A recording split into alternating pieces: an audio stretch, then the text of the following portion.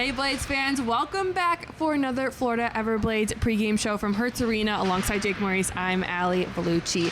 Three of the biggest games this year coming up this weekend, all at home. Jake, Newfoundland in second place in the league right now, right behind Idaho. What's going to be the key to starting off good here? Well, these are going to be three very tough games. Probably, I would say, the strongest opponent the Everblades are going to play in the regular season this year. This team is top in the Eastern Conference. They've already clinched a playoff spot, the only team in the Eastern Conference to do so far.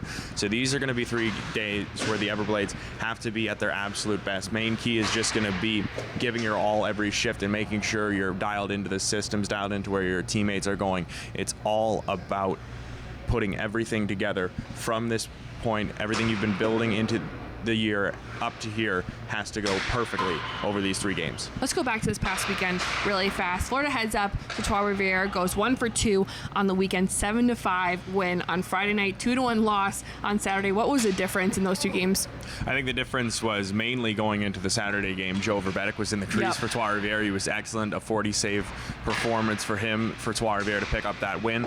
The game on Friday, certainly a lot of fun. Blake Winicky getting his first ECHL hat trick.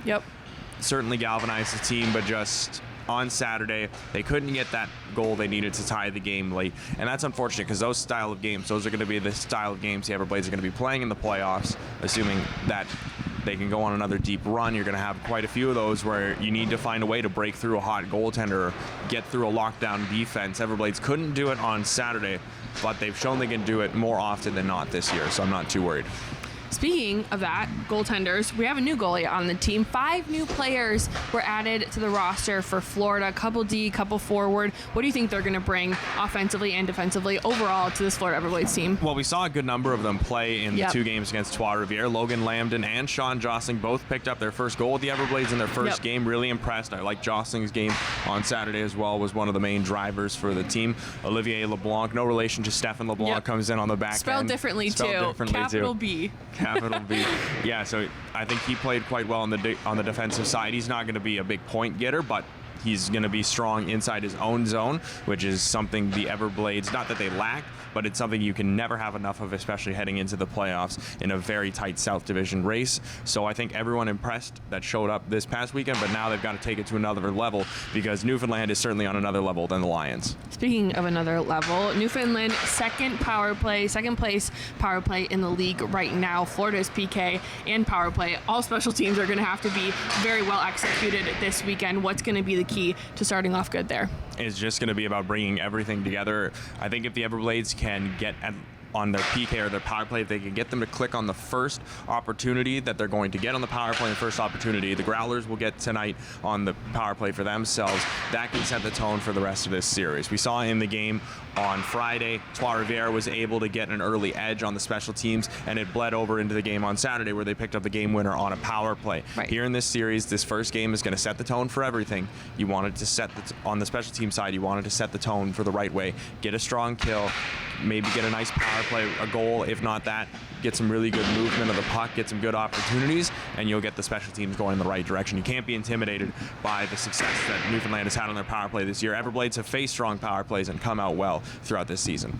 The push for playoffs is stronger now than it has been all season long. Newfoundland already clinched a spot. They're already headed there. Florida's still working their way there. How much does Florida need to really excel this weekend to put themselves in a better spot than they came into this weekend? Well, they need to because there's humongous games coming up next week. This is the last time this regular season the Everblades will be facing an opponent outside their division. After this, you've got 3 of 4 games against the Atlanta Gladiators, who are the team trying to chase down the Everblades for that playoff spot. Yes, Everblades have a 6-point cushion on them going into this week, but when you play 3 games against Atlanta, if Atlanta wins all 3 of those, then that 6-point cushion is gone just like that. So you want to give yourself as much breathing room against Atlanta as possible going into those games.